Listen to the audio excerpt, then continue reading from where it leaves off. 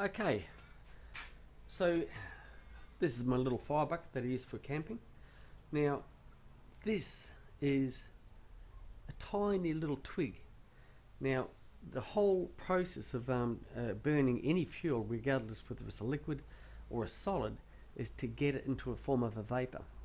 Now, what we need to do is get this piece of wood to a temperature higher than around about 250 degrees Celsius.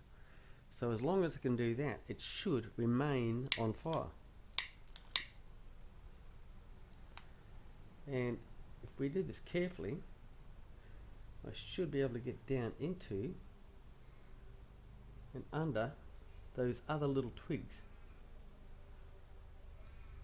where we can generate enough heat to allow them also to be higher than 250 degrees Celsius. If we can do that, we can start to build a bit of a base, a very crude base, but a bit of a base at the end of the day. All the same. And we are. Okay, so what we can do now is break that up, drop that into there.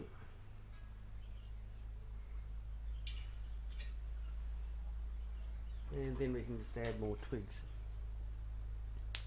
Now we can go through the science as to what we're trying to understand when we're looking at what the burning process is doing anyway.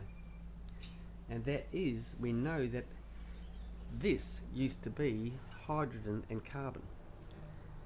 What generated its ability to be hydrogen and carbon was sunlight and chlorophyll.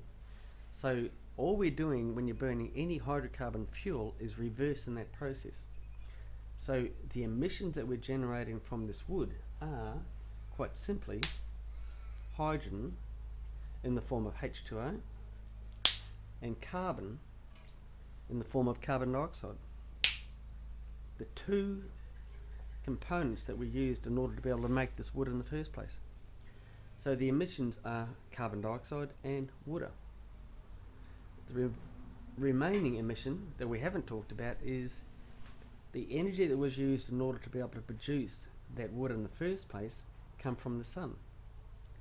So we know that we're oxidizing the hydrogen to create water, we're oxidizing the carbon to create carbon dioxide, which is a reverse in that same process. So where does the heat that I'm feeling come from? It comes from the third ingredient that we haven't talked about, and that is sunlight. So the heat that we're feeling off that fire now is the remaining ingredient that was used to produce that hydrogen and carbon in the first place, and that is sunlight.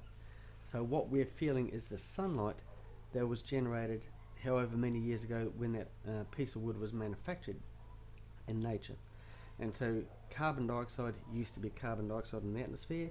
That has now been returned into carbon dioxide.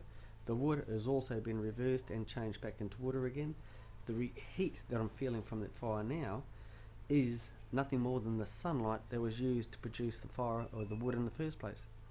So it's a good little simplistic approach to understanding the process of how wood was manufactured, but also we can reverse that process and turn that same process around years later after that tree is dried out.